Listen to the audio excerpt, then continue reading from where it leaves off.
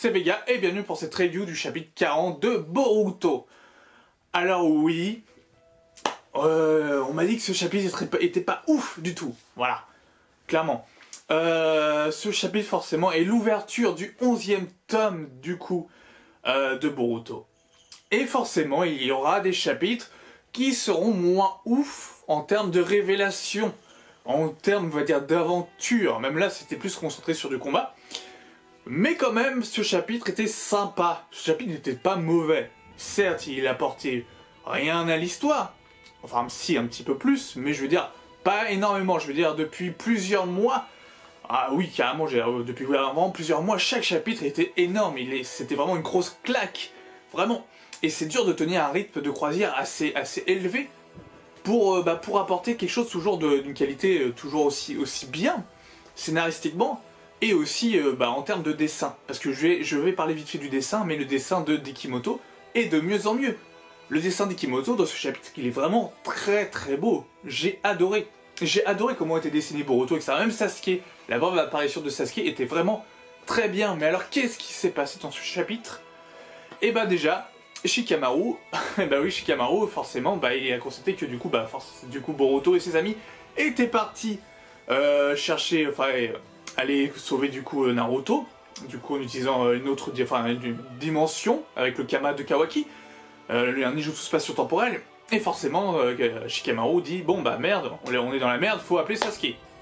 Manque de bol, forcément un shinobi de Konoha venait juste d'arriver, il a dit que Sasuke était dans un état pas très bien, il était pas très bien Sasuke, voilà, il est en convalescence, on va dire ça comme ça, enfin bref, ses jours ne sont pas en danger, Sasuke ne va pas mourir, et je pense toujours que Sasuke va sauver Kawaki, etc. à la fin. À la fin, il va les sauver. J'en suis quasiment certain, parce que c'est le seul, comme a dit Shikamaru, qui maîtrise le ninjutsu spatio-temporel en dehors du coup de Jigen, des autres Suzuki, etc. C'est le seul qui peut les sauver. Je veux dire, ok, la suite du combat, tu fais waouh, mais je veux dire, pour moi, ils vont pas être de taille face à Bolo. On sait pas trop qui est vraiment Bolo, mais ils vont pas être de taille, ils vont pas quand même réussir à battre Bolo. S'ils arrivent à battre Bolo, et il faudra qu'ils reviennent, ils réussissent à revenir quand même. Donc à un moment donné, Sasuke, il faudra qu'il intervienne. Donc Sasuke va intervenir à un moment donné pour, rien que pour les récupérer. Si c'est même pas pour les sauver, c'est pour les récupérer, Sasuke doit intervenir. Parce que qui d'autre? Qui d'autre à part Sasuke peut intervenir? Personne. À moins que Jigen il intervient, il leur dit finalement tenez hop, je vous rends Sarada et Mitsuki et moi je me barre avec des Boruto et Kawaki. Bon voilà. Donc Kawaki, Boruto, Sarada et Mitsuki font face à Bolo qui tient Naruto dans ses mains. Et ça m'a fait marrer parce qu'à un moment donné, il manque totalement de respect à Naruto. Il le balance comme Urashiki a fait avec Naruto. Et Naruto il se fait pas respecter en ce moment. Dans l'anime, avec sa canne à pêche quand il promenait Naruto dans les airs pour récupérer son chakra. Pour ceux qui regardent pas l'anime, à un moment donné, il y a un Otsutsuki qui a fait ça. Là c'est pareil, il prend la sphère où est Naruto et il le balance comme une merde, genre allez hop, faites comme vous voulez. Et du coup forcément Kawaki veut se sauver et du coup s'ensuit un combat entre la Team 7 et Bolo. Bon, force est de constater quand même que la Team 7 est quand même plus costaud que je le pensais, c'est vrai, parce que du coup Kawaki a quand même assez cheaté. Si je devais faire dire qui est le plus puissant de la Team 7, c'est Kawaki, je veux dire, avec son Kama, il fait quand même des trucs de fou malade. Bon, déjà, rien que d'aspirer tous les ninjutsu, déjà, c'est pas mal. C'est déjà quelque chose d'assez fou de pouvoir aspirer les ninjutsu sans que ce soit un outil ninja, mais que ce soit déjà ancré en toi, que ce soit un pouvoir, entre guillemets. C'est un pouvoir, c'est pas entre guillemets, c'est un pouvoir donc de pouvoir aspirer les ninjutsu. Sauf que Bolo, il est aussi un peu fabriqué d'outils ninja, de ce qu'on peut voir. Il encaisse, il a aussi une régénération un peu à la Delta. Est-ce que c'est aussi un androïde comme Delta? Peut-être, je crois que c'est fort à parier. Pour moi, du coup, et c'est que mon avis, hein, pour moi, on a vu que Delta existait en plein d'exemplaires. Je pense que Bolo, c'est pareil. Je pense qu'en fait, que l'organisation Kara a une armée d'androïdes, tout simplement. Tout simplement, je pense. Après, je mets ça là. Hein. Ce que je dis, tout ce que je dis n'est pas pris pour argent comptant. Hein. Comme je dis, je ne suis pas l'auteur, je ne suis pas l'oracle. comme menu manga, je ne prédis pas, je donne juste mon avis. Ça ne regarde que moi. Et du coup, vous, si vous voulez débattre, du coup, en commentaire. Et vous êtes les bienvenus pour débattre. Donc bref, du coup, Kawaki a montré une démonstration de technique, mais ultra badass, ultra puissante, et tu fais, waouh, la classe. Franchement, j'étais en mode, waouh. Le dessin, comment c'était fait, etc. Ça m'a mis une claque. Forcément, Boro utilise une technique, parce que Boro, non, c'est plus Bolo. Bolo utilise une technique, une sorte de nuée noire. Voilà. Un peu comme dans les jeux Pokémon, Pokémon épée et voilà, bref, ça n'a rien à voir, mais il y avait le même terme. Une sorte de nuée noire, et c'était une technique. On sait pas trop qu'est-ce que ça fait, mais en tout cas, c'est une technique qui est supérieure au Kama. Supérieure au Kama, entre guillemets, hein, parce que Kama ne fait pas que aspirer les techniques de Ninjutsu, mais je veux dire, en termes de pouvoir d'aspiration de technique, c'est une technique qui ne peut pas être aspirée. Et c'est vachement énorme de savoir ça, c'est quand même un détail qui peut paraître anodin, mais c'est pas du tout anodin, parce que s'il y a des techniques qui fonctionnent quand même avec le Kama, il faut savoir pourquoi, dans quelles conditions ça fonctionne, et quel genre de technique. Et c'est sûrement le truc qui va être abordé à la fin. Enfin, je veux dire à la fin, je veux dire dans les prochains chapitres, vu la fin de ce chapitre-là. Donc voilà, il y a des techniques qui sont quand même supérieures au Kama, à l'absorption du coup de Ninjutsu. Est-ce que ce sont des techniques de Ninjutsu, ou est-ce que ce sont d'autres techniques, un peu comme on connaît avec le Genjutsu, Taijutsu, etc., avec une sorte d'autres techniques, comme par exemple aussi les techniques héréditaires. Enfin bref, il y a énormément de potentiel dans la technique du coup de l'univers de Naruto et Boruto.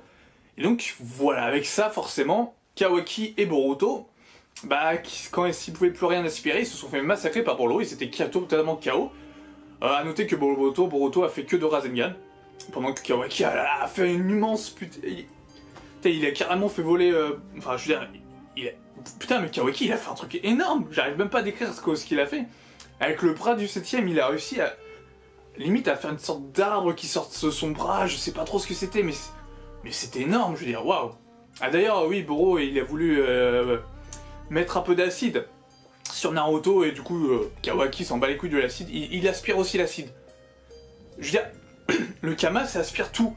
C'était sûrement, je sais pas, une technique de Jujutsu, etc., mais ça aspire vraiment tout, donc s'il y a une technique qui arrive à être au-dessus de ça, vraiment qu'on explique pourquoi, comment, dans quelles conditions, etc., et ça peut être vraiment utile pour vaincre les possesseurs de Kama. Et oui, Boruto est bien l'hôte de Momoshiki. On a du coup la confirmation parce que Boro le sait. Il fait bon bah ça va même favoriser nos plans. On n'a plus de deadline entre guillemets, voilà. Ouais, il a pas dit qu'il y avait deadline, hein, mais voilà, c'est l'idée. Il y a plus vraiment de, on va dire, on doit se presser entre guillemets. Pourquoi? Parce que je sais pas, mais peut-être qu'il connaît. Enfin, il avait l'air de bien connaître. À quel moment? Aussi, pareil pour Mitsuki, qui savait qu'il était l'enfant du coup de Orochimaru. Ils sont très bien renseignés, Kara, c'est une organisation, je sais pas, comme ça. Peut-être qu'il a les informations au fur et à mesure, je ne sais pas. Du coup, je comprends peut-être mieux pourquoi Kawaki dit qu'il pouvait être pire, parce qu'il a un petit côté sadique quand même, parce qu'il voulait quand même forcer Kawaki, entre guillemets, à sauver à tout prix le 7ème. Et c'est ce qu'ils vont faire, du coup, entre guillemets, c'est un petit jeu un petit peu sadique quand même. Bon, une fois du coup que Kawaki et Boruto ont été mis HS, il fallait forcément, entre guillemets, de l'aide à ce moment-là, et Sasuke étant toujours en convalescence, je veux dire, il va pas se remettre d'aplomb en 2 minutes, peut-être, je sais pas s'il vient vraiment les sauver du coup dans quelques chapitres. Niveau temps, je sais pas combien ça fera, mais il faudra vraiment que Sakura le booste. Voilà, dommage que Karine ne soit pas sur place, parce qu'elle aurait pu être un très bon Doliprane. Elle aurait pu être un très bon Doliprane pour Sasuke. Lui, il aurait mordu, et hop, Sasuke serait reparti. Et ouais. Bon, bref, du coup, je me suis totalement barré là. Du coup, Boruto Kawaki étant HS, c'est enfin, j'aurais dû même appeler cette vidéo, enfin, Sanada et Mitsuki coopèrent. Ça fait un moment qu'on voulait voir ça. Sanada et Mitsuki prennent les devants, ils contre-attaquent. On voit enfin un peu de Sanada et Mitsuki, ils sont un peu développés comme personnages de soutien, puisque les personnages importants, ou au-delà de Naruto, Sasuke, donc c'est Boruto, Kawaki, sont HS, on fait intervenir les personnages encore en dessous, entre guillemets. On parle de hiérarchie de développement de personnages. Et c'est cool, Mitsuki, on voit l'intelligence que Mitsuki là, il a des coups d'avance, mais ça ne suffit pas face à un Bolo qui est qui a l'air d'être increvable, hein, avec une régénération, une force surhumaine, enfin bref, il a l'air d'être vraiment increvable ce Bolo. Même Mitsuki, on a vu du coup un peu sa panel de technique, et un peu la panel de technique de Salada aussi. Le fait qu'elle a la même force que Sakura, qu'elle a les Sharingan de Sasuke, Mitsuki qui est vraiment avec des techniques à la Orochimaru, des techniques qu'on a vu dans l'anime avec le Raiden, voilà. Et ce qui est très intéressant, c'est que enfin, je me plaignais que je disais que c'était dommage que Salada soit pas autant développé, etc. En plus, je crois que j'ai fait une vidéo où justement, je parle du coup que ce soit dommage que Salada ne soit pas aussi développée, mais avant celle-ci, c'est dommage et elle n'est pas encore publiée. Et du coup, je suis content que des Salada soit aussi développée parce que c'est comme une Uchiwa, c'est la dernière Uchiwa, pas dernière, mais je veux dire l'avant-dernière Uchiwa en vie, non. Maintenant, vu que maintenant Sakura est devenue une Uchiwa, entre guillemets, mais je veux dire, c'est la descendance de Sasuke, je veux dire, elle doit quand même avoir une importance. Et c'est cool quand même qu'il la développe en tant que stratège. Certes, ça va pas avoir sûrement un grand impact dans le futur du manga. Un grand impact, je parle de développement personnel, de la place qu'elle peut avoir dans le manga, dans l'anime, si, clairement. Je pense qu'elle aura sa place et j'espère qu'elle aura vraiment une place importante et que ça sera développé. Mais en tout cas, dans le manga, je vous dis, vu que ça fait 30 tomes au maximum, ça fera 30 tomes, enfin environ. Je dis, ça serait tendu de bien développer les personnages qui sont à côté. Donc voilà, Salada, à la fin du chapitre, elle a dit, il faut qu'on perce à jour, du coup, cette fameuse technique. Voilà, parce qu'elle a réussi, grâce à Mitsuki, de faire diversion, et du coup d'emmener Kawaki et Boruto se cacher derrière quelques rochers.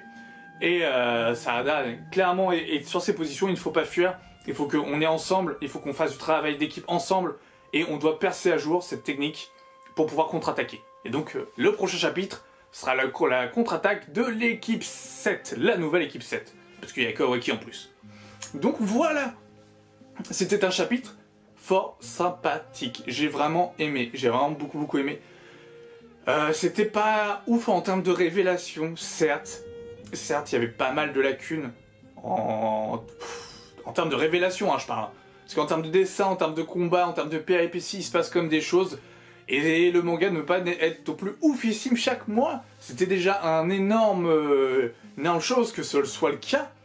Je reprends par exemple le Dragon Ball Super, mais Dragon Ball Super c'est pas ouf tous les mois. Je veux dire, le mois dernier c'était pourri quoi. C'était un chapitre de transition le mois dernier. Et ben là on arrive sûrement sur pareil, sur un chapitre de transition, c'est un chapitre de combat. On apprend quand même qu'il y a des techniques qui peuvent passer au-delà du Kama, ce qui est quand même pas anodin, je le répète. Mais ce chapitre était quand même sympa. J'ai pris du plaisir à le lire, voilà. Et est-ce que c'est ce qui importe le plus? C'est de prendre du plaisir à lire le chapitre. C'est de prendre du plaisir, que moi je prends du plaisir à faire des vidéos, etc., à partager mon point de vue. C'est prendre du plaisir. Si tu prends pas le plaisir, ça sert à rien. C'est que t'as pas aimé le truc, ou c'est que ça sert à rien de continuer. Voilà. Et ce chapitre était fort sympathique. Très sympa. J'ai bien aimé. Il était pas ouf, mais j'ai bien aimé. C'est le principal. Franchement, c'est le principal. Et vous, du coup, n'hésitez pas à dire en commentaire ce que vous avez pensé du chapitre, du déroulé de la suite. Est-ce que du coup pour vous Salada, Mitsuki, etc. vont réussir à vaincre Bolo? Est-ce que Sasuke va réussir à aller les voir, à aller comme les récupérer à un moment donné? Et est-ce que Naruto va réussir à être décellé, on va dire, durant les prochains chapitres? Ou est-ce que du coup finalement ils vont l'emmener ailleurs et on reparlera pas, on reverra pas Naruto avant plusieurs tomes? Voilà. Donnez-moi vos avis, vos impressions sur ce chapitre, ça me fait plaisir, et du coup on peut débattre en commentaire. Donc voilà, bah écoutez, portez-vous bien, je vous souhaite une bonne fin de journée, une bonne soirée, peu importe quand est-ce que vous regardez cette vidéo. Sur ce, ciao.